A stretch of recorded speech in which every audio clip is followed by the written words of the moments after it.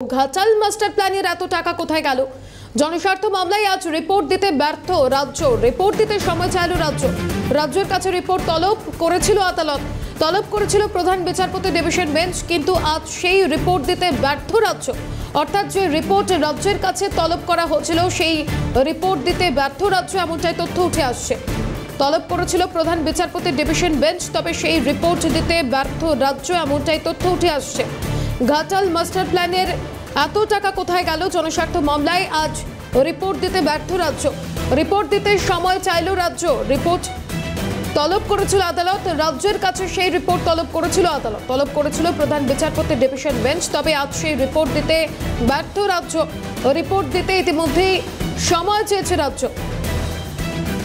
জনস্বার্থ মামলায় আজ রিপোর্ট দিতে ব্যর্থ রাজ্য। রিপোর্ট দিতে সময় চাইল রাজ্য।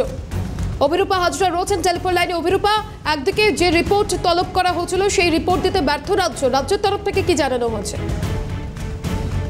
প্ল্যান নিয়ে যে জনস্বার্থ মামলা দায়ের হয়েছিল যে কেন্দ্রের টাকা এসে পড়ে রয়েছে বা কেন্দ্রের টাকার অপব্যবহার করা হচ্ছে, ঘাটাল মাস্টার প্ল্যান তৈরি করা হচ্ছে না, রাজ্যের এই ব্যর্থতার কথা জানিয়ে কলকাতা হাইকোর্টে জনস্বার্থ মামলা দায়ের হয়েছিল এবং সেই মামলার প্রেক্ষিতে রাজ্যকে রিপোর্ট তলব করেছিল কলকাতা হাইকোর্ট। সেই রিপোর্টের নির্দিষ্ট সময় দেওয়া হয়েছিল, কিন্তু সেই সময়ের মধ্যে অর্থাৎ আজকের মধ্যে রিপোর্ট জমা দেওয়ার কথা ছিল, সেই রিপোর্ট দিতে ব্যর্থ হলো রাজ্য সরকার। রাজ্য সরকারের আইনজীবী তিনি এসে জানিয়েছেন যে রিপোর্ট এই মুহূর্তে তৈরি হয়নি, সেই কারণে কিছুটা সময় তারা চেয়েছেন এবং সেই সময় প্রধান বিচারপতি ডিভিশন বেঞ্চ জানিয়েছে যে এত দেরি করলে কিভাবে চলবে, কারণ একটি মাস্টার প্ল্যান যেটা জনস্বার্থে তৈরি হচ্ছে সেটাতে একটা রিপোর্ট দিতেই রাজ্যের অতটা সময় লাগছে কেন? এ নিয়ে প্রশ্ন তোলেন প্রধান বিচারপতি ডিভিশন বেঞ্চ এবং তাদেরকে সময় দেওয়া হয়।